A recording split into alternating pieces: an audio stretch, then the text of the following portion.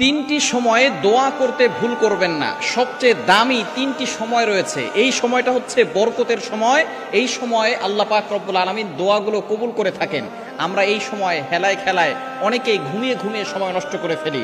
সবচেয়ে দামি সময় হচ্ছে এই তিনটি সময়। এই তিনটি সময় কখনো আপনি দোয়া করতে মিস করবেন না। এই সময় বরকতের সময়। এই সময় দোয়া করলে আল্লাহ তাআলা সাথে সাথে অ্যাকসেপ্ট করে নেন। নাম্বার ওয়ান, এক নাম্বার হচ্ছে তাহাজ্জুদ থেকে ফজরের ওয়াক্ত শুরু হওয়া পর্যন্ত, অর্থাৎ যখন তাহাজ্জুদের ওয়াক্ত শুরু হয় রাতের শেষ অংশ, এই সময়টা আল্লাহ পাক রব্বুল আলামিন প্রথম আসমানে এসে বান্দাদেরকে ডাকতে থাকেন। এই সময় হচ্ছে বরকতের সময়। বুখারী শরীফের হাদিস, নবীজি সাল্লাল্লাহু আলাইহি ওয়াসাল্লাম জানিয়ে দিয়েছেন, যখন সকল প্রাণীগুলো ঘুমিয়ে যায় রাতের শেষ অংশে আল্লাহ পাক রব্বুল আলামিন প্রথম আসমানে এসে বান্দাদেরকে ডাকতে থাকেন আর বলতে থাকেন, আলা মিন মুস্তাগফিরিন ফাস্তাগফিরলা, কে আছো গুনাহ করেছো, আমি আল্লাহর কাছে ক্ষমা প্রার্থনা করো, আমি আল্লাহ তোমাদের গুনাহ খাতাগুলো ক্ষমা করে দিব। কে আছো অভাবে পড়ে গেছো, আমি আল্লাহর কাছে বলো, আমি অভাব দূর করে দিব। কে আছো বিপদে পড়ে গেছো, আমি আল্লাহর কাছে বলো, আমি আল্লাহ বিপদ থেকে উদ্ধার করে দিব।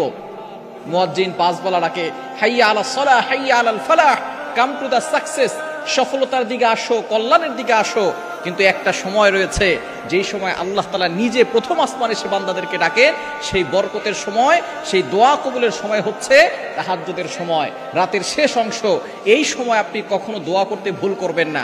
যদি আপনি আপনার লাইফে ডেভেলপ করতে চান, যদি আপনি সামনে অগ্রসর হতে চান, যদি আপনি সাকসেসফুল ম্যান হতে চান, তাহলে অবশ্যই তাহাজ্জুদের সালাত পড়বেন। রাতের সালাত ছাড়া কখনো কোনো মুসলমান সফলতা অর্জন করতে পারে না। আমরা দেখি যারা ইহুদি খ্রিস্টান আছে, যারা ভিন্ন ধর্মের মানুষ আছে, তারা কোটিপতি হয়ে যায়, কিন্তু টাকার ভিতরে সুখ না, এটা আমরা অনেকেই জানি না। মনে রাখবেন, আমরা অনেকে মনে করি টাকার ভিতরেই মনে হয় সুখ আছে। মনে রাখবেন, সুখের মালিক হচ্ছেন আল্লাহ। টাকা দিয়ে কখনো সুখ কেনা যায় না।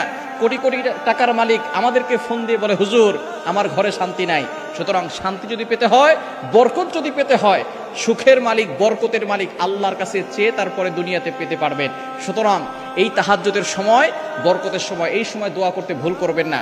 নাম্বার টু, দ্বিতীয় নাম্বার হচ্ছে ফজরের ওয়াক্ত যখন শুরু হয় সেই সময় থেকে নিয়ে একেবারে সূর্যাস্ত যখন হয় তার আগ পর্যন্ত, অর্থাৎ ফজরের ওয়াক্ত শেষ হওয়া পর্যন্ত, ফজরের ওয়াক্ত শুরু হওয়া থেকে ফজরের ওয়াক্ত শেষ হওয়া পর্যন্ত এই সময়টা হচ্ছে বরকতময়। নবীজি সাল্লাল্লাহু আলাইহি সাল্লাম এই ফজরময় বরকতের সময়ের জন্য আল্লাহ পাক রব্বুল আলামিনের কাছে দোয়া করেছেন। বুখারী শরীফের হাদিস, আল্লাহুম্মা বারিক লি উম্মতি ফি বুকুরিহা, আয় আল্লাহ আমার উম্মতের সকালটা তুমি বরকতময় করে দাও। অনেকে ফজরের নামাজ পড়ে না, সে সময় ঘুমিয়ে থাকে। এই সময়টা হচ্ছে বরকতের সময়।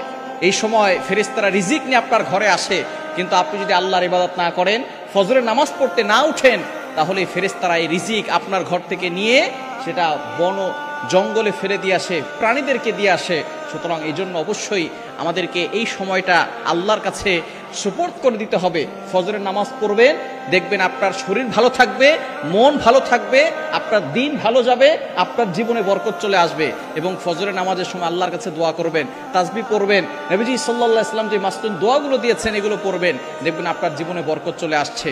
এবং তৃতীয় নাম্বার সময় হচ্ছে ইশরাকের সময়, যখন সূর্য উঠে যায়, এর পরের থেকে নিষিদ্ধ সময় পরের থেকে ইশরাকের সময়, এই সময়